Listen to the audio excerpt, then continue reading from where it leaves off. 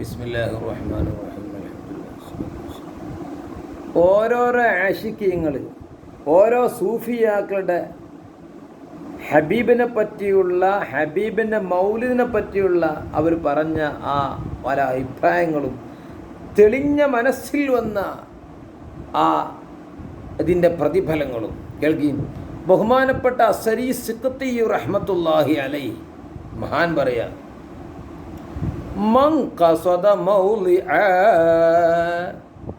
ഒരാൾ ഒരിടം ഉദ്ദേശിച്ചു പോയി, ഒരിടത്തിലേക്ക് പോയി. എന്തിനു വേണ്ടി അറിയോ? സ്വർക്കാനല്ല. എന്ത് ദാസാണത്? യുഖ്റഉ ഫീഹി മൗലിദുൻ നബി സല്ലല്ലാഹു അലൈഹി വസല്ലം. ആ ഇടത്തിൽ അള്ളാഹുവിൻ്റെ ഹബീബിൻ്റെ മൗലിദ് ഓതപ്പെടുന്നുണ്ട്. അപ്പം ഹബീബിൻ്റെ മൗലിദ് ഓതപ്പെടുന്ന ഒരു ഇടത്തിലേക്ക് ഒരാൾ ചെന്നു. എന്നാൽ യഥാർത്ഥത്തിൽ അവൻ ചെന്നത് എവിടേക്കല്ല, ഏതൊരു കാക്കാൻ്റെ വീട്ടിലേക്കല്ല അവൻ ചെന്നത്. പിന്നെ എവിടേക്കാ? ഫഖദ് ഖസദ റൗളത്തം മിൻ റിയാദിൽ ജന്ന. നിശ്ചയം അവൻ ഉദ്ദേശിച്ചു ചെന്നത് സ്വർഗീയ തോട്ടങ്ങളിൽപ്പെട്ട ഒരു തോട്ടത്തിലേക്കാണ്, ഒരു റൗളയിലേക്കാണ് ചെന്നത്. എന്തേ കാരണം അറിയോ? ലി അന്നഹു മാ ഖസദ ദാലിക്കൽ മൗളിഅ.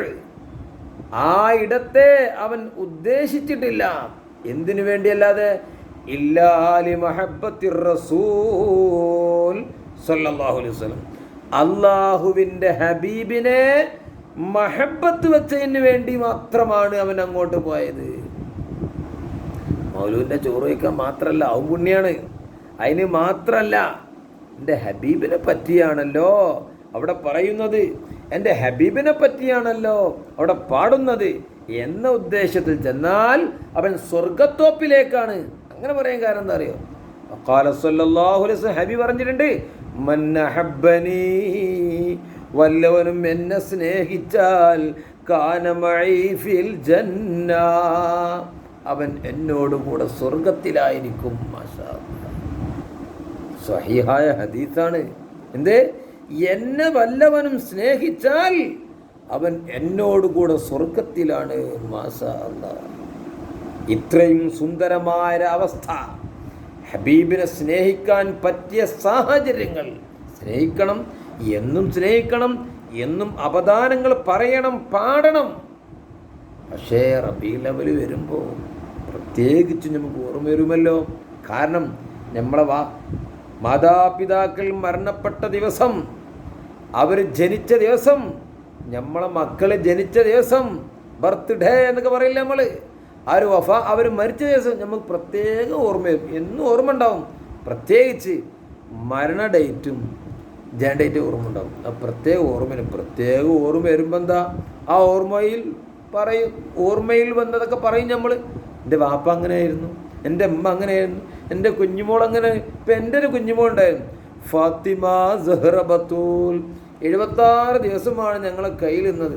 പിന്നെ അള്ളാഹു കൊണ്ടുപോയി. എവിടെ? റബീഉൽ ആഖിറില. അന്ന് പ്രത്യേകം കുഞ്ഞുമോൾ ഓർമ്മ വരും. നമ്മളെ കുഞ്ഞുമോൾ നാളെ ഫറത്താവുമായിരിക്കും.